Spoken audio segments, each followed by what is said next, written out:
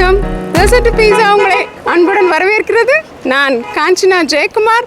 நம்ம இப்போ அருமையான சென்னை மாநகரத்தில் இருக்கிற ஹபிபுல்லா ரோட் டி நகரில் இருக்கிற ஒரு ஐரோப்பிய கண்டத்திற்கான ஒரு உணவகத்தில் நின்றுட்டுருக்கோம். இதுக்கு பேர் வந்து பேசில் வித் அ ட்விஸ்ட். அதாவது பேசில் இலைகளை ஒரு மாறுபாடோட எப்படி சென்னை மக்கள் விரும்பி சாப்பிட்ற மாதிரி கொடுக்குறாங்க அப்படின்றது தான் இங்கே ஒரு தனித்துவம். இந்த ஹோட்டலில் நம்ம ஐரோப்பிய கண்ட சில பண்டங்களை பார்த்துட்டு அதை எப்படி சமைக்கிறதுன்றதை விரிவாக தோசை பீஸாவில் பார்க்க போகிறோம்.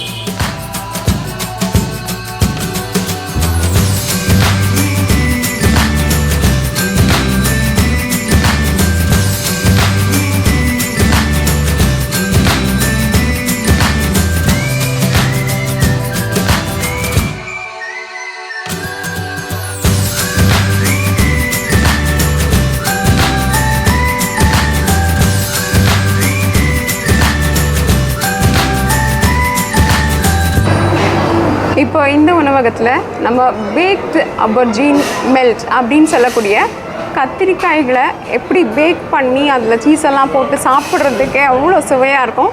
அதை எப்படி பண்ணுறாங்கன்னு பார்த்துட்டு, அதை தவிர ரட்டட்டூலி அப்படின்றது நிறைய வெறும் காய்கறிகளை மட்டுமே வைத்து சமைக்கக்கூடிய ஒரு பண்டம்.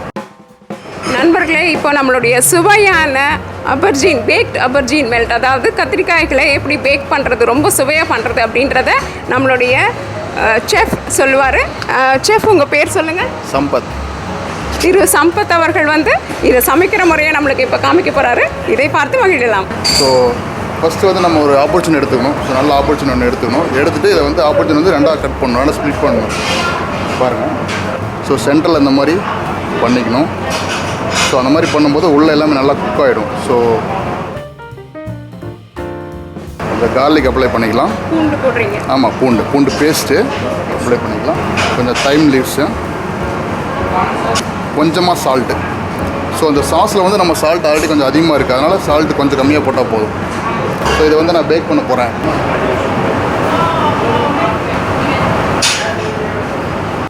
ஸோ இப்போ வந்து நம்ம அந்த சாஸ் ரெடி பண்ண போகிறோம். ஸோ இந்த க்ரீம் சீஸ் இருக்குங்களா, க்ரீம் சீஸ் இது 2, அதுக்கப்புறம் இது ஃபெத்தா க்ரீம் சீஸ் 1, ஓகேங்களா. ஸோ இது 2, இது 1, இது ரெண்டுமே ஓப்பன் பண்ணி போட்டு மிக்ஸ் பண்ணிடும் நல்லா. இப்போ இதுதான் நீங்கள் சொல்லியிருக்கிற அந்த க்ரீம் சீஸ் சாஸ் தான். ஸோ அது 2 சாஸ் மிக்ஸ் பண்ணும்போது லைட்டாக க்ரீமு, ஓரிகோனோ, ஆலிவ் ஆயில் இது 3 போட்டு மிக்ஸ் பண்ணிங்கன்னா ஸோ இந்த மாதிரி வந்துடும்.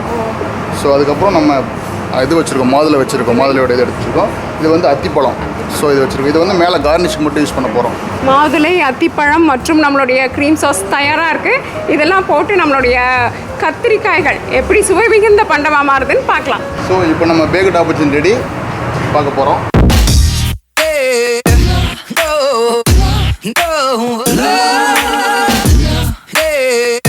ஸோ நம்ம இப்போ பிளேட்டிங் எப்படின்னு பார்க்க போகிறோம்.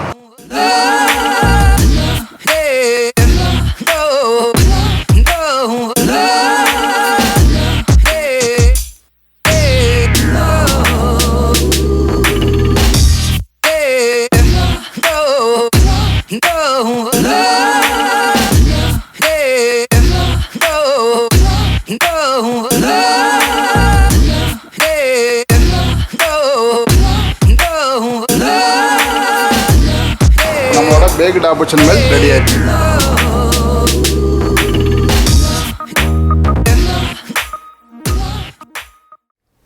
நண்பர்களே, இப்போ நம்ம பேசில் வித் ட்விஸ்ட் அப்படின்ற உணவகத்தில் அபர்ஜீன் சீஸ் மெல்ட் எப்படி பண்ணுறதுன்னு பார்த்தோம் இல்லைங்களா.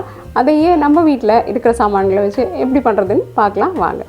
ஒரு கத்திரிக்காய் அல்லது 400 கிராம் எடையுள்ள ஒரு கத்திரிக்காய், 250 கிராம் க்ரீம் சீஸ், சில மாதுளை மொத்துக்கள், 3 அல்லது 4 சீஸ் வில்லைகள், ஆலிவ் எண்ணெய், உப்பு, 1 தேக்கரண்டி பேசில் மற்றும் ஒரிகனோ பொடி, 1 தேக்கரண்டி மிளகாய் பொடி, அரை தேக்கரண்டி மிளகுத்தூள், 1 தேக்கரண்டி பூண்டு மசித்தது அல்லது அரைத்தது. இப்போ நம்ம இந்த பேக்ட் அபர்ஜீன் மெல்ட் எப்படி பண்ணுறதுன்னு பார்க்க போகிறோம். இதை வந்து நம்மளுக்காக சுலபமாக்கிறதுக்காக நம்ம என்ன பண்ண போகிறோம்னா 2 முறைகளில் பார்க்க போகிறோம். ஒன்று, இதை நம்ம அவனில் வச்சு எப்பொழுதும் போல் பேக் பண்ணி எடுக்க போகிறோம். இன்னொன்று, நம்மளுடைய வசதிக்கு ஏற்ப சிறிய தோசைக்கல் அல்லது சிறிய வானொலி சட்டியில் வச்சு எப்படி அதையே செய்யறதுன்னு நம்ம பார்க்க போகிறோம். நம்ம பார்த்த மாதிரி இதை 2 பகுதிகளாக நறுக்கி எடுத்துக்கலாம். உங்களுடைய பேக்கிங் தட்டுக்களை அல்லது பாத்திரங்களை இது மாதிரி பார்ச்மெண்ட் பேப்பர் போட்டு தயார் பண்ணி வச்சுக்கோங்க. இப்போ நம்மக்கிட்ட 2 பகுதிகளாக இது தயாராக இருக்குது. இதில் நம்ம இந்த பகுதியை மட்டும் அவன்லேயும் இந்த பகுதியை நம்மளுடைய தோசைக்கல்லையும் வச்சு செய்ய போகிறோம். இங்கே பார்த்தீங்களா, கத்தியை வச்சு லேசாக இப்படி நம்ம உள்ளுக்குள்ளார ஒரு கோடு மட்டுமே போடுறோம். நல்லா கவனத்தில் வச்சுக்கோங்க. நம்ம இதை நறுக்கி எடுக்கலை, ஆனால் கோடு போடுறோம்.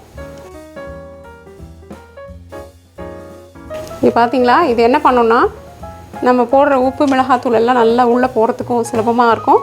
அதே நேரத்தில் இது சமைக்கிறதுக்கும் சிறிதளவு நேரங்களே எடுத்துக்கும். இப்போ இதில் முதல்ல நம்ம கொஞ்சம் உப்பை தூவிக்கலாம். இப்போ நம்ம இது கூட பூண்டின் விழுதை போட போகிறோம்.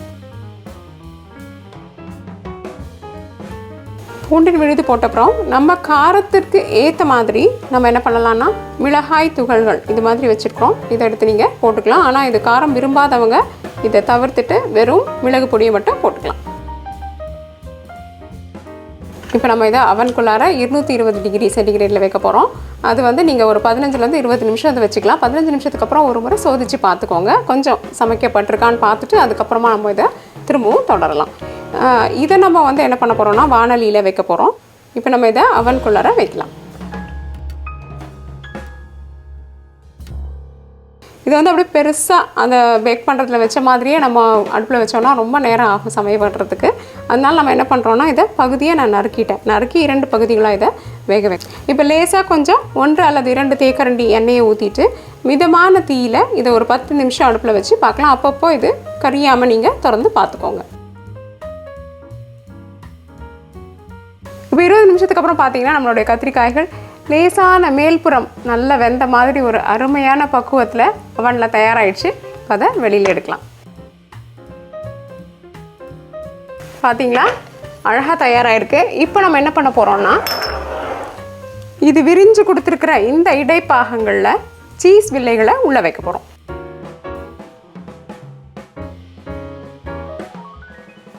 இப்போ நம்ம அடுப்பில் தயார் பண்ண தோசைக்கல்லில் தயார் பண்ண கத்திரிக்காய்களும் தயாராக இருக்குது. இதுலேயும் இப்போ நம்ம சீஸை போடலாம். இப்போ மீண்டும் இதை மிதமான தீயில் இன்னொரு 3-4 நிமிஷம் வச்சிங்கன்னா போகிறோம். இந்த சீஸ் உருகுனோன்னு இதை எடுத்துடலாம்.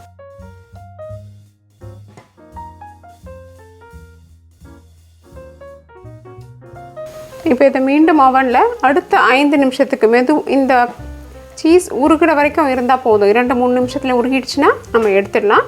அது வரைக்கும் இப்போ வச்சு எடுக்கலாம். இப்போ நம்மளுடைய கத்திரிக்காய்களை எடுக்கலாம்.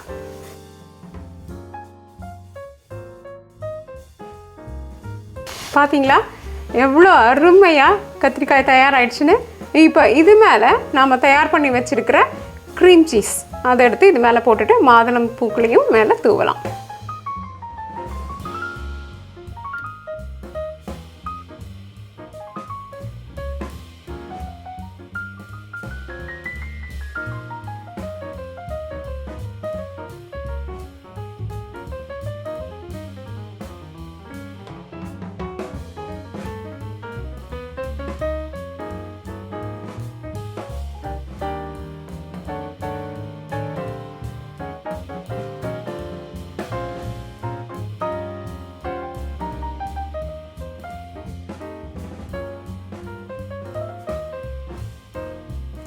என்ன நண்பர்களே, இந்த சுவையான பேக்ட் ஆபர்ஜீன் அல்லது பேக் செய்யப்பட்ட கத்திரிக்காய்கள் எப்படி செய்யறதுன்னு பார்த்தீங்க இல்லையா?